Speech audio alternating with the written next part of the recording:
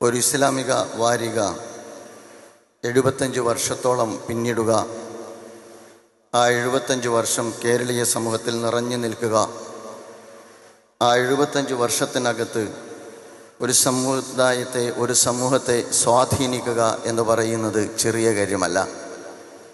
യഥാർത്ഥത്തിൽ പ്രബോധനം ഇസ്ലാമിക പ്രസ്ഥാനത്തിൻ്റെ മുഖപത്രമാണ്.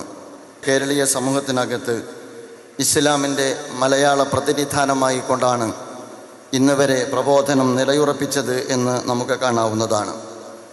ഏതൊരു സമൂഹത്തിനകത്തും ഐഡിയോളജി വളരെ പ്രധാനമാണ് എന്നതുപോലെ തന്നെ ഭാഷയും വളരെ പ്രധാനമാണ്. നമ്മൾ ആഗ്രഹിക്കുന്ന ഒരു സാമൂഹ്യ പരിവർത്തനം സാധ്യമാകണമെങ്കിൽ സമൂഹത്തിൻ്റെ ഭാഷ നമുക്ക് വഴങ്ങുക എന്ന് പറയുന്നതും സമൂഹത്തിൻ്റെ ഭാഷയിൽ നമുക്ക് സംസാരിക്കാൻ കഴിയുക എന്ന് പറയുന്നതും വളരെ പ്രധാനപ്പെട്ട കാര്യമാണ്. പ്രബോധനം എന്ന് പറയുന്ന ടൈറ്റിൽ ഏതാണ്ട് 1949 പറയുക എന്ന് പറഞ്ഞാൽ അത് അപരിചിതമായൊരു പദപ്രയോഗമാണ്. ആ ടൈറ്റിലോടുകൂടിയാണ് അത് തുടക്കം കുറിക്കുന്നത്.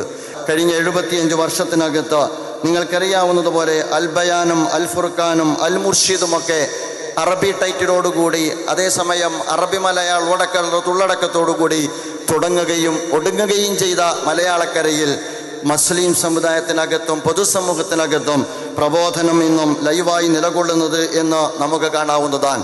ഇസ്ലാമിൻ്റെ സമഗ്രതയെ അടയാളപ്പെടുത്തുന്ന നിരവധി പദാവലികൾ മലയാള ഭാഷയ്ക്ക് സമ്മാനിക്കാൻ പ്രബോധനത്തിൻ്റെ നാൾവഴികളിൽ നമുക്ക് സാധിച്ചു എന്നുള്ളത് ചെറിയ കാര്യമല്ല. മാത്രമല്ല, അതൊന്ന് ഇസ്ലാമിക പ്രസ്ഥാനത്തിൻ്റെ മാത്രം സ്വന്തം ടെർമിനോളജിയല്ല, ഇന്ന് മുസ്ലിം സമുദായത്തിൻ്റെ തന്നെ ടെർമിനോളജിയായി മാറി എന്നതാണ് ഈ കാലഘട്ടത്തിൻ്റെ പ്രത്യേകത.